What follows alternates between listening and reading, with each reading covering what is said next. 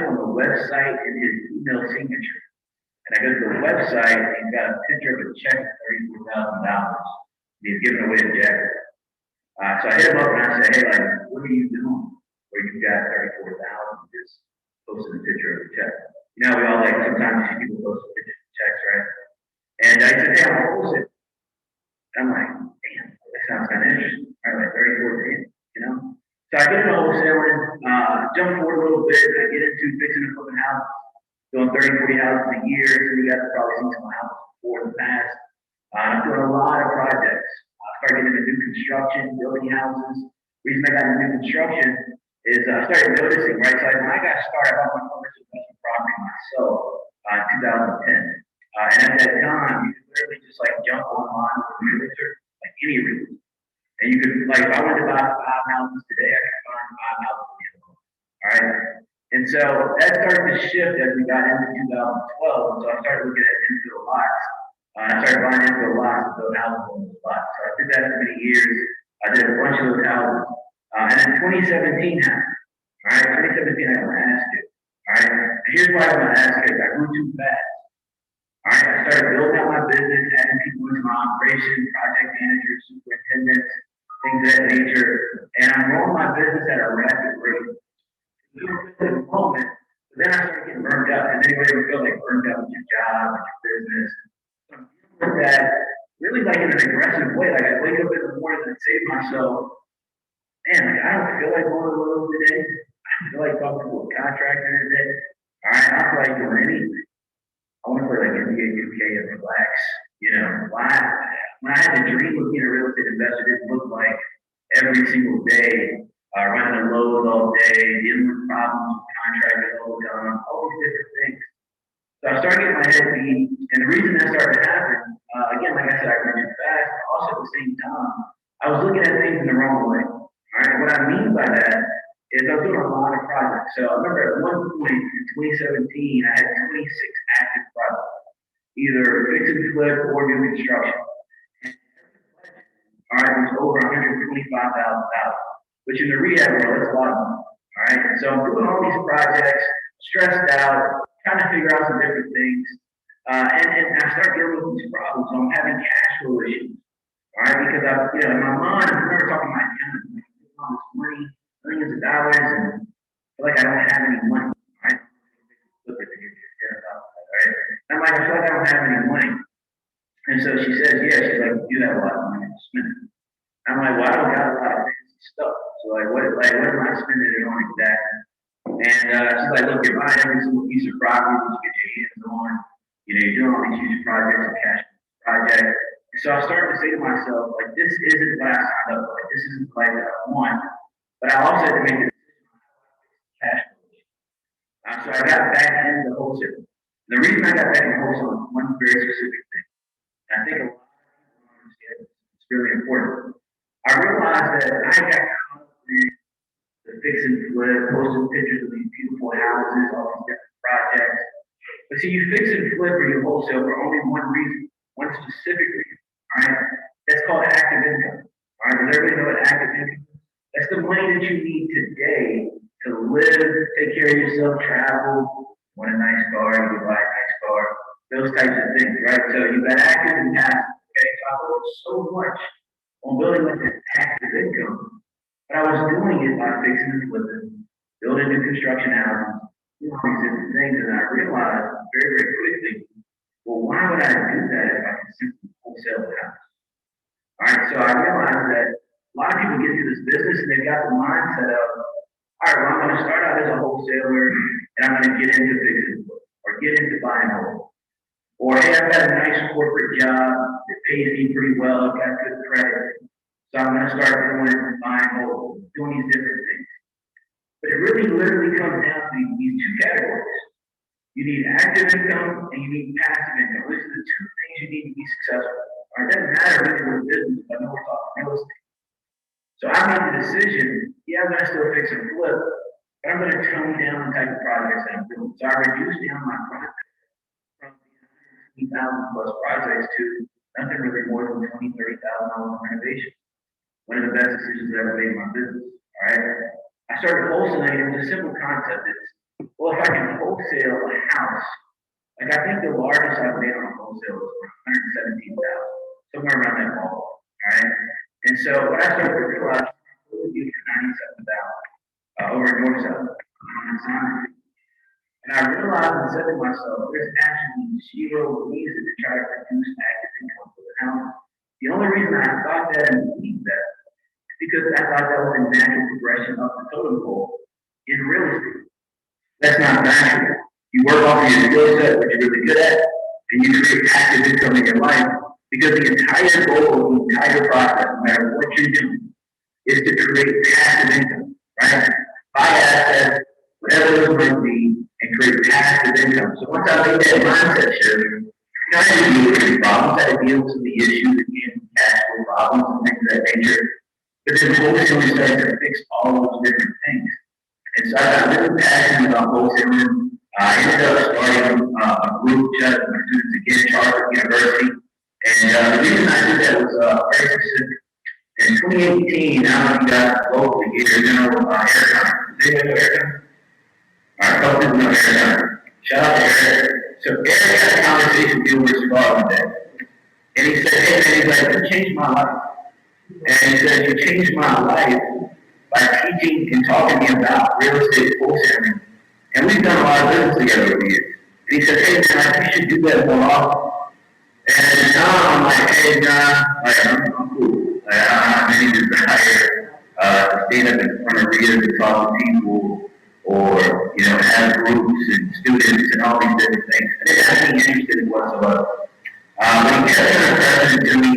And I looked at him and I could see that I truly had an impact on his life. I hadn't really felt that in so many professional sense before.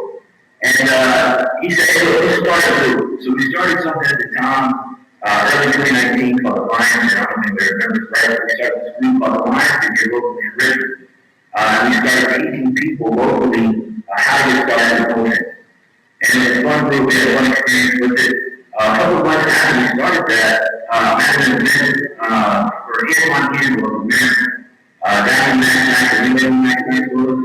Alright, guy named Matt Maxwell is speaking in front of a room, kind of similar to this, right? And as he finishes speaking, he walks up to me and says, you know, hey Chris, they want to get in contact.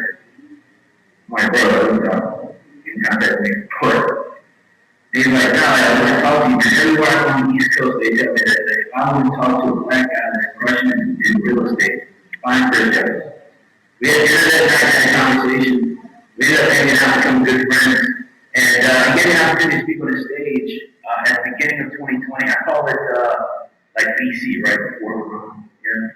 So I'm speaking on the stage, and I get off stage. I didn't have a product. I wasn't teaching people at the time. I was just kind of doing my thing. I was just sharing my story, telling people about the ups and downs of real estate, what's worked for me, what happened. Because we always get to this point of like, everybody's got these fancy stories where everything's perfect, everything's going quite well, there's not many problems. It's not realistic, right? One thing I started finding out when I started sharing my story with people is long run, ran into some form of problems, right? And so I started sharing the story, getting into you know, doing podcasts and different things, and I said, you know what, I want to start teaching people seriously how to really put together a great wholesale operation. At that time, between 2017 and 2019, we had built a large wholesale business. We were doing large kind of deals here in the 5-7, which we still do today. And that had gotten pretty big. It became a really good business. I want to show other people strategies that I was using to be able to do that. And the reason I wanted to do it is I think people need business complicated. Really, you know, honestly speaking, right, wholesaling is a very simple, easy business. You know, it's the act of finding somebody that has a house for sale, that you can purchase or put under contract with actual interest at a discount. And you find avenue, all right, who wants to buy the property from you for market. Simple enough, right? This young lady right here wants to sell the house for $50,000, and Adam would like to buy it for $60,000. I can make a $10,000 spread. I think that's pretty decent day to go. That's right. I can make $50,000. So I'm making $10,000 straight to paper. Pretty good day, all right? So we started doing a lot of that, started getting really fun. So I started charging the university.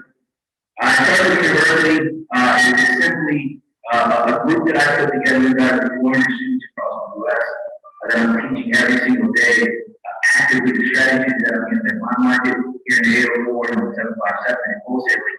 I'm teaching them how to apply simple strategies of wholesaling into their businesses to kind of push things forward, to do a lot of beautiful things in the industry, they're international. That's been a really fun experience. So people ask me all the time, right? Like, hey, like, who is your wholesale about? You want to hear wholesale? I would ask them wholesale school. So people say, like, Chris, like, where do you get your list? Right? Where you guys get your list from? Somebody tell me where they get your list. Ask where you get your list from. Where is that? All right, look, if you're not in charge of this, that's not me to get it, right? List source, I love list source. And so, what about you? Awesome. Cool. I see what you mean. What about yourself? Roger, cool. So there's all these great places. What I hear? Real estate wealth network is a good one. It's a good one. Cash our data feed. There's a lot of great ways that you can acquire data. So what I started to realize is simple, right? Like real estate wholesaling is a data-driven business. Simply all that is a data business. You need to apply sales and marketing to it. So I said to myself, well, if I'm going to do data, and I can understand it, then I need to have the best data. And I think the biggest mistake, or one of the biggest mistakes I see people make that are getting into wholesale, is they cheap out on the data. And here's what you gotta think about the process, right? If the data is the most important piece to the business, all right, like that's the seller data at the end of the day, like that's the seller contact information. Why would you cheap it? It's the gas for the car.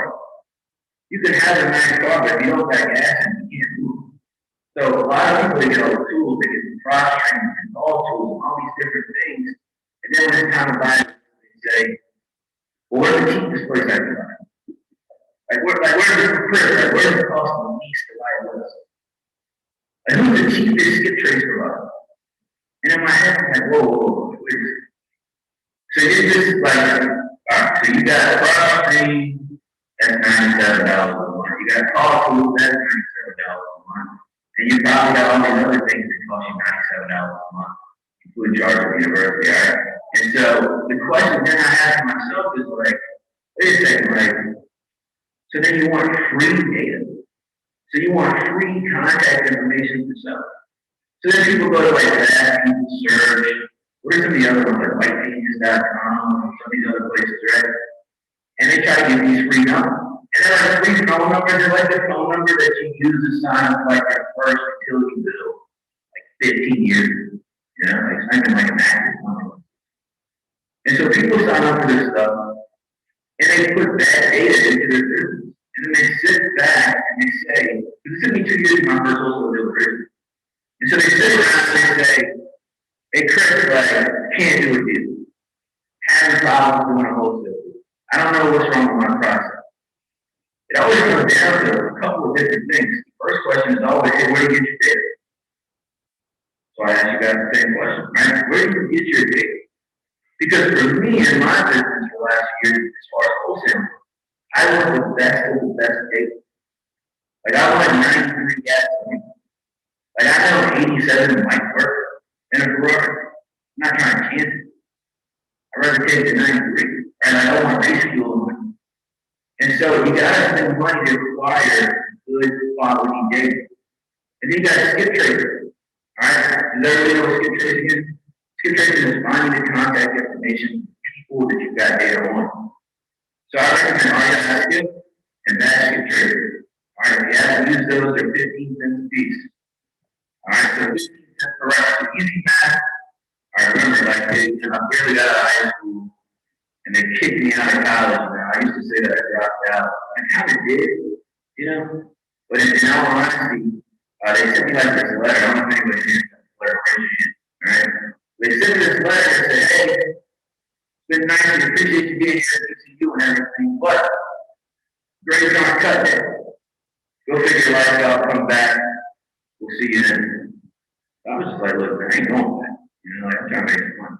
You know? So Again, you gotta have your data. You gotta skip trace. So if you go to Charlotte, it's a good site. I don't know whose site it is. It's a really good site. All right. If you go to charlottelist.com, you get 1,000 records of stacked data. Does everybody know what stacked data is? All right, so stacked data means there's multiple seller pain points. So the seller has multiple motivations. So a list that I like is called absentee low credit. That means that somebody that owns a property, they don't live at that property, their mailing address is different than the subject property. Okay? And then low credit is, low credit, right? Now, I don't know if that's 5 or if it's 550, I don't know. Right? Low credit, right? Now, when I tell you to dance, anybody goes get this list. Is anybody in your phone? Have you called it? No. Alright, tough list. I'm just going to tell you to dance. Tough list, okay? Because this is what people also have to understand. If I'm calling somebody who's got low credit, what is it typically? They're probably having issues with their bill payments. They probably have life circumstances going on. And see, sometimes we focus so much on making money and, dealing with our problems in our own business, our own life, that we forget that other people got stuff going on too. And so when you're contacting people, whether it's that people credit list or any list for that matter, because typically speaking, in wholesale, you're trying to contact people who have issues. That's the whole play, right? Like to find people that are having issues, but they can't take care of their own, so it's falling into disrepair, so we can get it at a good price. So if we know that going in, for the whole process, like we know going in, we need good data, all right? But then we also know that people have stuff going on as part of the game. Well, then I can't be offended. I call Louis, all right? And he cusses me out. I mean, the guy's got life going on. He might be on a probate list and his mother just passed him. Why would I take offense to him being upset with me? Life has happened. He might be tax delinquent. The city's telling him they're going to take his property. I'd be a little upset about that. If I couldn't afford to pay my property taxes, they kick them up every single month in the city of Richmond. I got property, I see the tax assessment, right? Difficult to keep up with for some people. And we don't think about these things when we interact and deal with people. We're calling on the phone, we're sending text messages, we're doing all these things. Because we've got to stop thinking about ourselves so much. See, the key to the game, all right, is to stop thinking about just you. To think about other people and think about how to impact other people in the way that we communicate, the way that we interact, and the way that we problem solve. See, they tell you when you start wholesale, right? Like, play is the problem solve. Like, the whole goal is to solve people's problems. But then everybody starts to move away from that a little bit. Everybody starts to think about them. Can't pay my bills, I want to get $10,000 assignment. Oh my God, I haven't done my first deal yet. Oh my God. You're just thinking about all the wrong stuff. See, the trick, the mindset shift, is to realize, really realize, that if you just focus on solving people's problems in any business, whether it's to you, I'm solving a problem when I create an online business. Whether it's my wholesale business, I'm solving a problem. My fix and flip business, I'm solving a problem. See, I just got to the point where I stopped worrying about myself all the time, or my personal financial situation, or the money that I need. And I just started paying attention to how I solve somebody's issue. All right? So let's go back. We got to get data. All right? We're looking at it. We're making our phone calls, obviously. People are cussing us out. Hey, I'm getting 20 calls a day. Yada. I get it. All right? Now, if you're one of my students, you're using my cold call script, which is absolutely insane. All right, but there's a process, guys, in cold calling, and I'll explain this to you. All right? So when you're cold calling, you got to identify some stuff. See, most people are just gung-ho to do a deal. It's not the play. The play on the call is to gather information. If I'm calling Adam New, I'm just calling to get some info. All right? I'm not calling him to make him an offer. I'm calling to see if it's even worth me solving this problem. So I need to know, what's the condition of his property? What's his circumstance? Does Adam have any interest in selling in the next 30, 60, or 90 days? All right? Those are the type of things that I want to figure out when I'm having a conversation. All right? If he's got a tenant, Adam, you owns a property, I believe, right? We've got tenants. All right? Everybody's going crazy right now about tenants, all these different things going on. I'm not going to place my opinion on that. All right. But this is what I'll say. It's a great list to hit right now. I'll tell you that. All right. There's a lot of frustrated landlords who don't know how to handle the situation because people don't know how to pivot. Great sellers are people that don't know how to pivot. They're too stuck. Those are my favorite types of people. All right. That means there's a problem that needs solving. So what you do is you got to take somebody like Adam, you prevent scenarios. Now, if Adam owns property and he's used to getting a monthly payment and rent from the tenant, but COVID happened, now they can't pay the rent. They're dealing with life situations. We just talked about that. So an easy thought process for yourself has to be buy that rental property for a reason. Why would you buy a rental property? To make money. You want to make money every month or retirement, whatever the case might be. So then you got to think, right? Like an easy conversation or statement is, you know, hey, Adam, I'm just curious. I know you had a tenant in the property. I know you've been dealing with this situation since March, and they start paying their rent. I know that's unfortunate, but I see you bought the property. I know you mentioned you bought an investment. I'm kind of just curious. I think there's an opportunity for us to work together. I think what we could probably do, Adam, is I can create a scenario where you can still receive a monthly payment. You won't have to worry anymore about the property taxes. You won't have to worry anymore about has the tenant paid their rent, what repairs the property needs. Have you ever considered seller financing? Simple question. If he owns his property free and clear, I should ask him that every single time I ask him that it's free and clear. That's a question that should be asked. So you can do 5 deals a month just asking that question every single person you talk. That's also how you start to generate wealth for yourself. You start to acquire property because now I can buy that. He can give me a mortgage. I don't have to have great credit. I don't have to have a ton of money in the bank to qualify for a mortgage. I can actually make money on that deal 3 different ways. I can make money off the down payment when I flip it over to somebody else. I can make money on the margin every month with a monthly rent by doing a wrap to that person. And then when he goes to sell it, if I wrap it over to Adam, then I'm also going to get paid when he sells off the back end. Point strategy is pretty solid. So these are the type of strategies and the things that you guys got to start thinking about and considering if you want to do the business. Another great one is vacant land. So it's simple for me, right? Like I'm a builder. So when I started wholesaling heavy again, at the time I'm trying to get rid of some of the assets that I got because I own too much stuff and having cash flow problems. And then when you got cash flow problems, you got a lot of mortgages to pay. You know, like they got that saying, like I used to wear this hat, Louis Duval has this brand called Rich Broke. Right? I wore that hat like all the time for like 2 years. I would look in the mirror and remind myself that I was rich broke. Right? And so what I did with that is I realized something pretty simple. Right? Well, if I go after vacant land, I can definitely make money. I had 2 lots that I bought in Churchill for $45,000 a piece.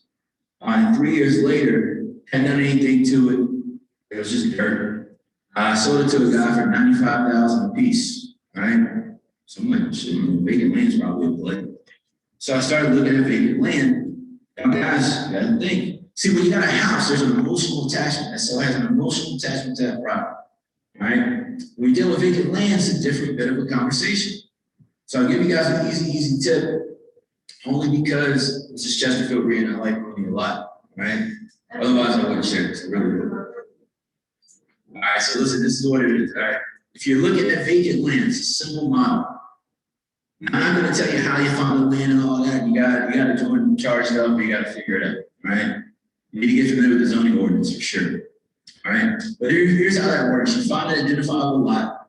And I'm talking about, when I say lot, I'm not talking about land. I'm talking about lots. There's a difference. Right? A lot or an infill lot is where you can place like one house, okay? A piece of land is like a piece of raw land where you got to figure out what can be placed on it, all these different things. So an infill lot is saying, hey, there's 5 houses in the neighborhood. There's like this little plot right here where there's no house. So maybe a house got torn down or burned down, whatever the case might be. All right, so you can buy these lots or put them under contract as a wholesaler. So simple. Should help somebody. All right, for 10 to 15% of the ARV of the house that go on the lot. All right. So again, 10 to 15% of the ARV of the house that can go on the lot. The reason I came with the strategy is because I'm a builder, so I used to like to buy lots. Right? Now, what we also figured out was that most lots trade when I say trade, I mean they sell for between 15 to 25% of the ARV that goes for the house that you built on the lot. So that's how you create a spread, that's how you create margin, right? So when you want to go from doing 1, 2, 3 deals a month to doing additional deals a month, seller financing, vacant lots, these different types of things are the strategies that you have to implement inside of your business to get over that hump, to get to 10, 15, 20 deals a month. Because a lot of people sit around and they say, oh, I want to have a wholesale business that does 10 deals a month, 15 deals a month, 20 deals a month. But you got to understand various strategies on how to find and look at data. So I just gave you one, right? I gave you 2. All right, I told you about the landlord play. This is huge for me right now. I'm doing it all over Richmond right this very second. All right, find and burnt out landlords. I love, like, I go on a couple of different local Facebook groups, and like somebody will post like an article about some news that came out. You know, it's like, oh, the rent stuff got extended, you know, all that. And I just love seeing people go crazy in the comments because I'm like, man, these are people I want to target. Like, all right, like they're confirming this is a great time to still run the strategy. Because they're burnt out, they're complaining, knocking their fists together. Oh, we're going to do this, we're going to do that. See, I'm not tripping. When I started buying rental properties, made a conscious decision. I said, I'm only going to do value add plays where I can participate in appreciation, okay? And I'm not going to buy anything over $75,000. Guess who's paying rent right now without any problems? Section 8. See, it's all strategy. And what happens in real estate, we get too consumed in what everybody else is doing. See, when I talk about Section 8 to people sometimes, what do they say when you talk about Section 8? I hate Section 8. I've never bought a house and rented out to Section 8. You're going to have problems whether you're renting property to non-Section 8 or to Section 8. It's part of the game. When you become a landlord, you know there's just going to be some people that you got to deal with problems. I say all the time, I had a crazy situation back in 2016, 2017. You can't anticipate crazy. Like when crazy hits you, it just hits you. You got to deal with it when it happens. It's part of the process. Okay. So one thing I want to do too is, because I don't know how much time we have, money, how much we can roll. All right. I want to do some Q&A and we can kind of go back and forth. If anybody has questions or people watching have questions as well, I definitely answer those. But we can start in here. Does anybody in here have any questions where it pertains to wholesaling, data, strategies, fixing and flipping, whatever the case might be, we can talk about it. Does anybody have any questions? Do you have any advice for wholesaling in a small market? Define a small market. Yeah, don't do it. Here's what you got to ask yourself, right? I'm glad you asked me the question. And why? Are you from Lynchburg? So that's the only reason you want to do business, right? So that's not the mindset to have. Like you want to do business where there's business to do. And no shot in Lynchburg, I don't mean it like that, right? But like the way I look at it is pretty simple. If there's no activity in the marketplace, then that means there's not a place for me. So why would I pour money and resources into an area? Because like if I get something under contract, who am I going to sell it to? That doesn't mean there's not cash buyers in Lynchburg, but how many? You know? So for me, I want to be in places that have larger populations. So I focus here in Richmond and surrounding areas and down in the 757. We're getting ready to move this year into some more markets, all right, around the country. Every market that we're getting ready to go into is going to have a population of 500,000 people, all right? So you got to make a decision on that. Because why people say that, hey, Chris, I want to do a small market. I'm not saying this is what you think, but a lot of people say this. Well, I think it'll be easier. You know, I don't want to be in a big market. It's a bunch of competition. Every time I call somebody, you know, they say they've got 20 calls, or everybody's telling the same thing, this, that, and the third. Like, that's where I want to be. Like, I'm a shark, man. Like, I want to be where I can play. I don't want to hang out in Lynchburg or people send me stuff like Charles City. Hey, Chris, I got it. Like, what am I going to do? Right? Like, I want to be where I can get in the mix. And see, you got to overcome the fear of being in the mix. And I'm going to tell you what that is. It's if can you make a better, like, can you develop a better skill set than everybody else? You got to have that kind of confidence. See, I'm confident enough, no disrespect to anybody watching right here. Nobody can talk better than me on the phone. So I don't mind calling a seller that everybody in here has already talked to. Because you can't do it like me. You got to adapt that same mindset. People call that arrogant and cocky, but that's how you got to move around. You got to be the sharp. Because the reality of it is, there's business happening in bigger markets. There's bigger opportunities, bigger plays to make. So don't pigeonhole yourself into a small play. Go for it, man. Like hit Richmond, hit 757, like hit a big city. You know, one of the greatest lies ever told, one of the greatest marketing strategies ever was creating a conversation called virtual wholesaling. Everybody thinks virtual wholesaling and wholesaling are two completely different things. They are the exact same thing. It's literally the same thing. It's wholesaling, okay? Virtual wholesaling simply means you're just not at the location. So the things that physically require you to be there, you have to find somebody to do it for you. That's it. It was just a sexy way to say, hey, I need to sell you something else. Charge $9.97. We'll call it virtual wholesale. Let's put that on the tag. We'll get people to pay for it. It makes sense, right? So guys, it's literally the exact same thing, okay? So decide where you want to be at as far as the market. A good resource if you're wholesaling virtually, website that I love is called epophotoflow.com. For $50 to $75 across the US, I can get somebody to go take pictures and look at a property for me at any time. At any time, all right? So if somebody calls me tonight, offers to sell their property to me, I can hit up BPO Photo Flow tomorrow and I can locate somebody to go take pictures of that property for me. 123notary.com. If I need to get documents signed, simple process. I do it all the time. Go on 123notary.com, click on the state where the property's at, click on the city. It gives you a list of notaries that work in that market or work in that city. We call them up, we find the right one, we get them to go meet the seller for us, we give them the documents, meaning the contract, and we can pay them that shit. Because you got to think, right? Like, anybody here a notary? Nobody? So people become notaries to make extra money, or their job requires it. But when you see people that say, hey, I'm a mobile notary and stuff like that, like that's a play they're making to make extra money. So it's a simple concept. Like I said, I like to do easy, simple business. All right. If I know that you are a mobile notary, I can make the blanket assumption that you did it to make extra money. So how hard would it be to ask you how much you charge for your notary services? You say, hey, Chris, it's going to be $50. You're going to meet the seller, get the contract signed. If he's got any questions, I'll have him call you right on the spot, put it on the speaker. After it's done, I'll PDF sign or send you back a copy of the contracts that were signed. And then I'll mail you back the original and prepaid postage stamp that you gave me. Easy enough. Now, if I know you want to make extra money, it's going to be pretty easy to say, well, hey, excuse me, I need to get some pictures of the property as well. And I may possibly need somebody to unlock the property again in a few days to let a few of my contractors in. Is that something you think you want to help me with? I mean, happy to compensate you and pay you for it. If I know you want to make extra money, you're probably going to say, yeah, like I could probably do that. Like, you're going to give me an extra $50. I'll give you 75. Extra 75. Like, nobody's going to turn that down. And if they do, you just call somebody else. All right, so it's 123notary.com. I like that question a lot. Anybody else have a question?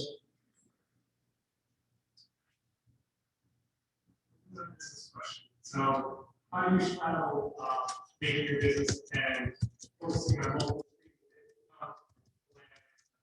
business versus being laser focused?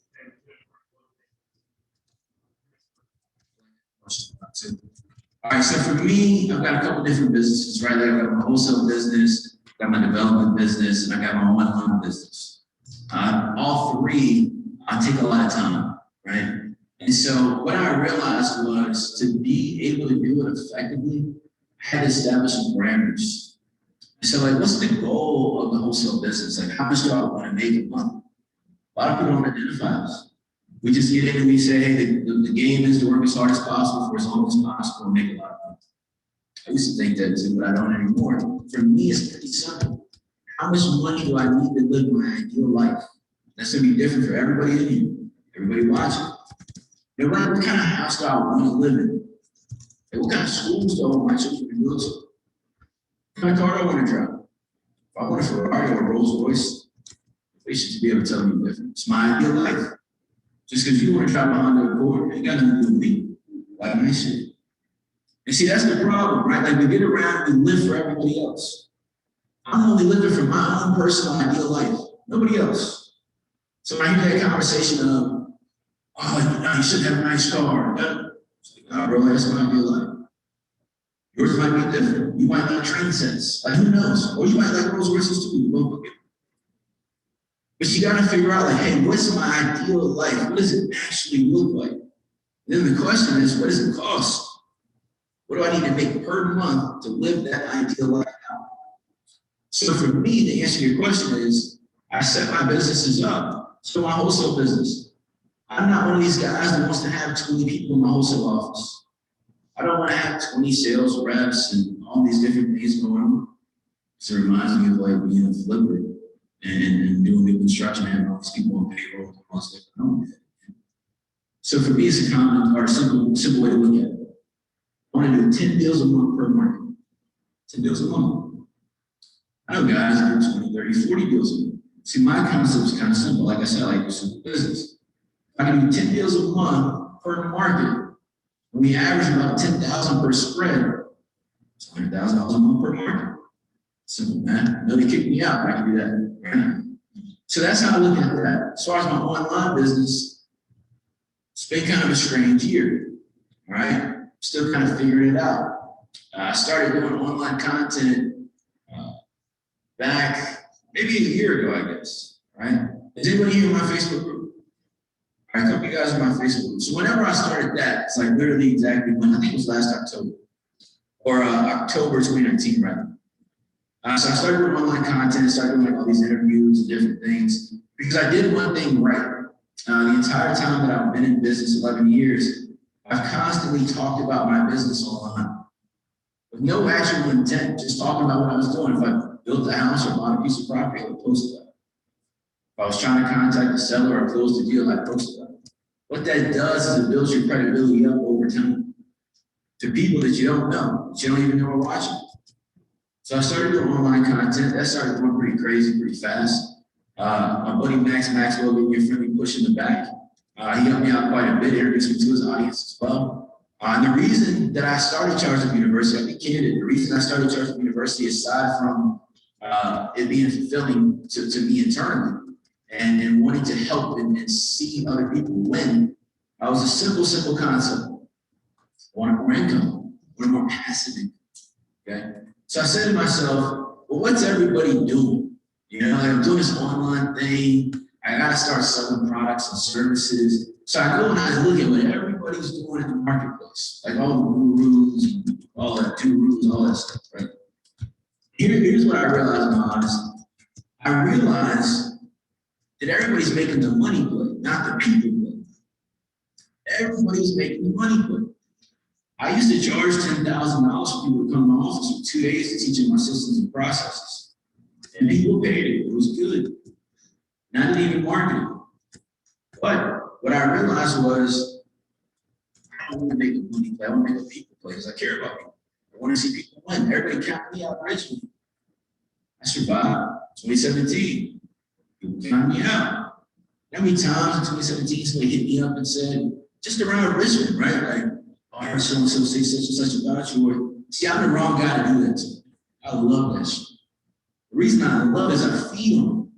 Anybody see The Last Dance, the Jordan documentary? Remember when he's talking about, like, he just needs one chip. Like one thing, like the guy, one thing, it's gonna tip your head off. I'm that guy, all right?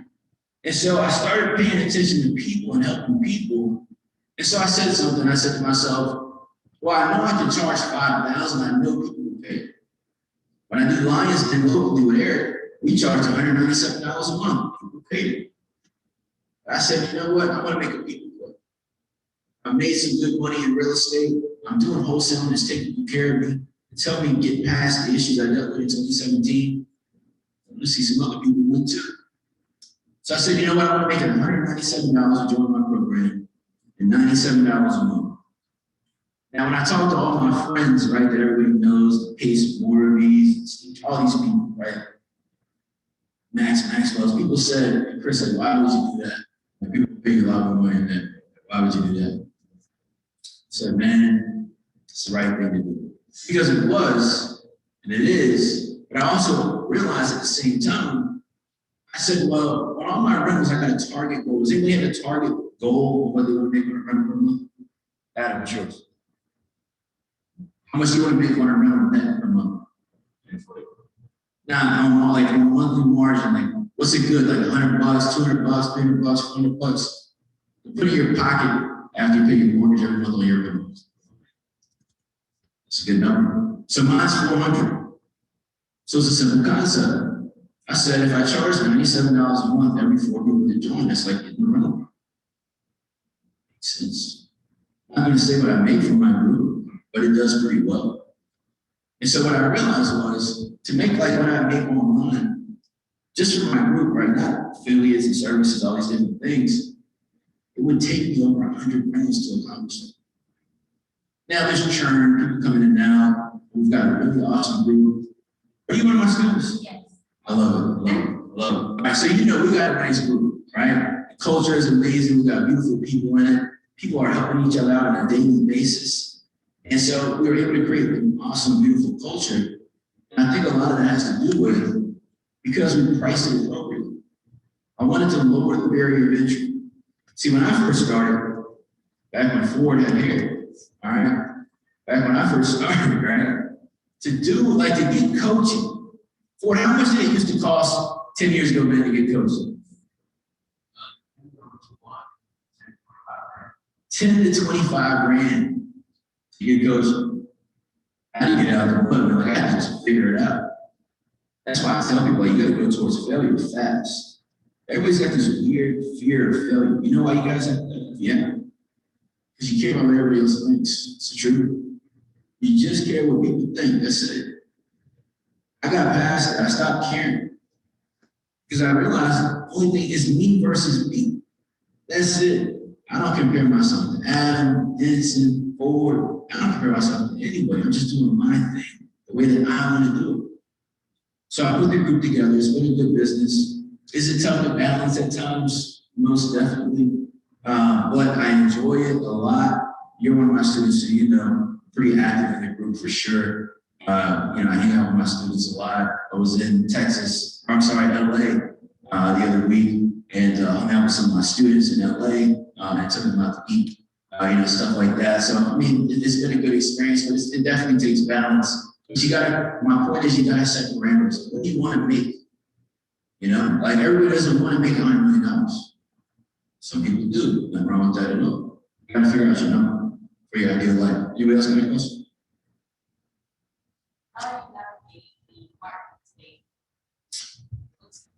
Yeah, so how am I navigating the market today? Question, if I'm being honest. The market is really good. I keep seeing these like posts. Does anybody get tired of this Facebook news? Like all these posts, people asking target questions all the time. And so like I look at it and it's like, is the market going to go bad? What's going on? Guys, it's data. Okay, it's real easy data. There is a supply issue, a significant supply issue going on right now. They will not be solved in the near future. Now, my personal opinion, I'm not like an economist, they don't put me on CNN or anything like that. It's just my thoughts, okay? But my thought is, now we got a new president, we'll see what happens. But my thought is pretty simple. In the past 12 to 24 months, government has shown that they are willing to intervene in our daily lives to prop the economy. Why would I think they're not going to continue to still do that? The powers that be, hedge funds, different things, people who got money to pay lobbyists, they don't want 2008 to like happen again right now. Now, inevitably, sure, the market will hit. But for the foreseeable future right now, when I say that in the next 12 to 24 months, I don't see any sort of market impact in a negative way. I think the negative that's happening and will continue to happen is that the gap in wealth in America, it's a different conversation, but the gap in wealth in America is getting drastically increased. Because the reality is if you guys go on MLS right now, I know you got MLS here, if you go on MLS right now, like I own some property in Churchill, look at Churchill, see how many houses are on the market active in Churchill. under $350,000. I looked last year was 5. You know how bad that is? It's a significant problem. So, is the market going to be, doom and gloom? I don't think so personally. It will eventually. My goal in my business right now is to keep my runway as short as possible. So when I say runway, what that means to me is if I buy a property, like when I used to do like these huge rehabs and build houses, it would take like 6, 8, 12 months, sometimes 2 years to build a house, right? And so I don't want to do stuff like that because it's too long of a runway. So like if the market starts to drop tomorrow, your runway is how long will it take you to do to get out of that investment? How long will it take you to liquidate? For me, it will never max out more than 90 days right now. Now, when the market bottoms again, I'll increase that runway out more. But for right now, I'm not putting my hand in anything I can be in and out of in any more than 90 days. If it's not taking more than 90 days, it's a bad play. That's my personal opinion. Because for me, if something happens, I just don't go to liquidate as quickly as possible. Cash out. Because I know if I cash out and the market drops, then I'm really going to have something. So I'm waiting for that. But that's my thought on the market. Sure. Anybody else have something?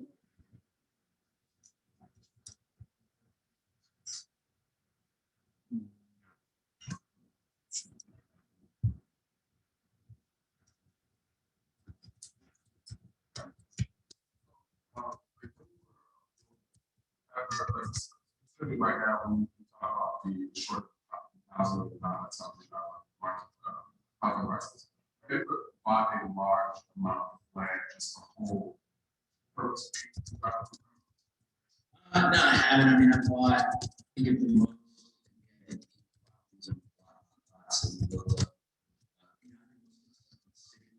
I don't think that's a bad play. If I'm doing that play, I'm using seller financing. Seller financing is really so people aren't as, as you might see with residential single family property. It's really common. So I think that's a smart play on lots or land. Seller financing at really quality terms. If you get 0% interest or sub 4% interest, then it makes sense and you get ready to start putting your amortization thing into play, right?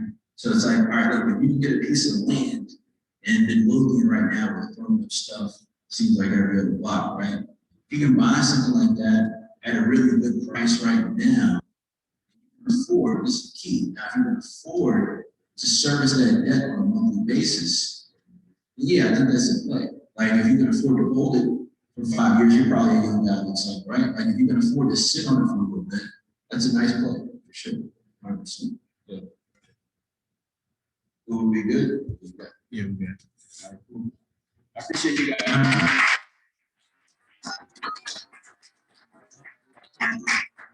Good question. I usually don't plug this stuff a lot because it's that dope.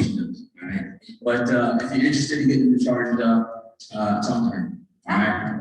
Talk to her because this is why I say talk. Okay. Or if you're watching on Zoom, talk to one of my students. The reason I say that is because I can tell you how great it is. It's how many people I'm helping, how many students I have, and all these different things. But she can tell you about better. And you believe it coming from her, you believe it coming from me, and about me. But she can tell you about her experience and how it's helped her. She sees happening inside the success that people are having. I mean, like how many deals get posted a week, right? Because it is pretty crazy. At 2 o'clock in the morning, somebody will like, you know what, they'll be doing something and, they'll just post it. It'll be somebody else too. No doubt. I'm trying to figure it out, so it's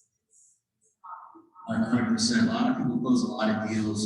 We have a chat group dedicated to people with comps, understand how to look at comps.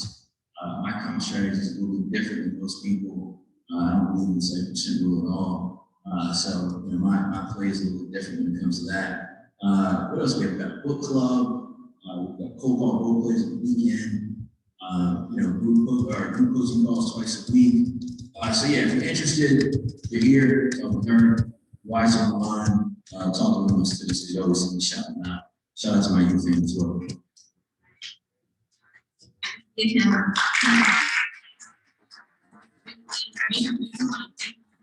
Always such a pleasure to have here. So we thank you guys so much for coming out. I do have a few things that I missed earlier. We have networking meetings. We're going to try and start that up, kind of navigate COVID a little bit.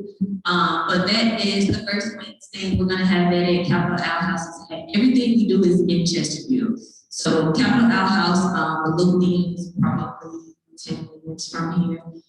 We have a limit of 10 people, so if you do want to attend, it would be for you guys to sign up online, but we will also have Zoom meetings. And that is literally just us getting together, presenting deals, or trying to make new friends. We met, I want to bring this up here, please. Tell everyone how the networking meetings have helped us or helped you in your career.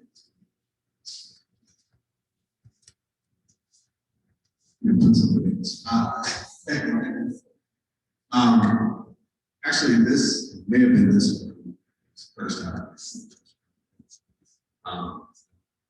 And when I came here, they said, this is what you should do when you get into real estate. This is this. And 3 speakers, they were awesome. But I raised my hand up here on the side and said, you were brand new, start out, what's the one recommendation? Someone was brand new. They said, find a mentor. Okay. How would you do that? And he laughed, he said, they're in this room. He was right. When he stood up, whacked me down. So I worked with him for a little over a year.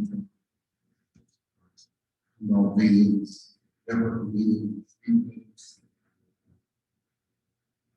It's awesome. This is awesome.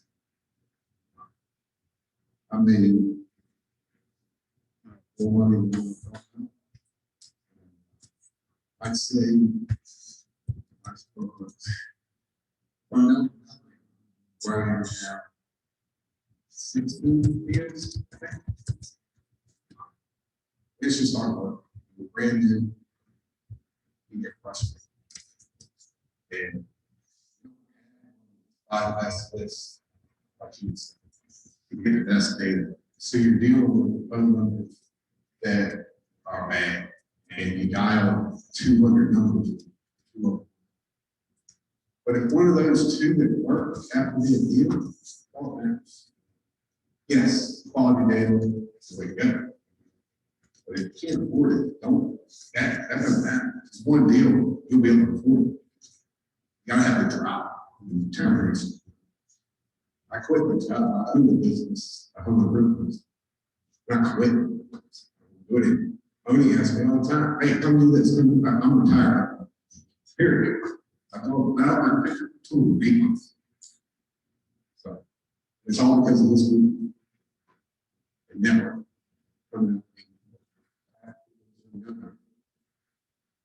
It's because I'm out. Get out here.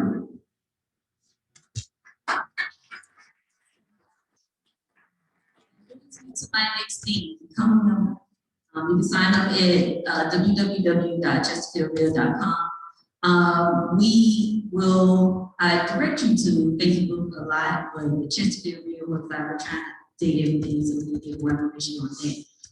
We also want to improve things for you guys, try and get more content out. We get feedback from you guys, what meetings should we have, what speakers. We get a lot of people talking about we doing what we're doing with our food, so I don't talk about it. But anyway, so we ask you guys to also fill out these exit surveys. Only actually passing those out. So we want to ask to become a member, come to our networking meeting. We're going to start up. We're trying our best to navigate COVID as much as we can, and all the snow. I think they somebody wants us to be in the house. I don't know what's going on right now, but we are the only group that is still trying to meet in person because we know that in-person contact is what makes the deals happen. We had a few late comers. Do anybody have any deals that want to take? Okay.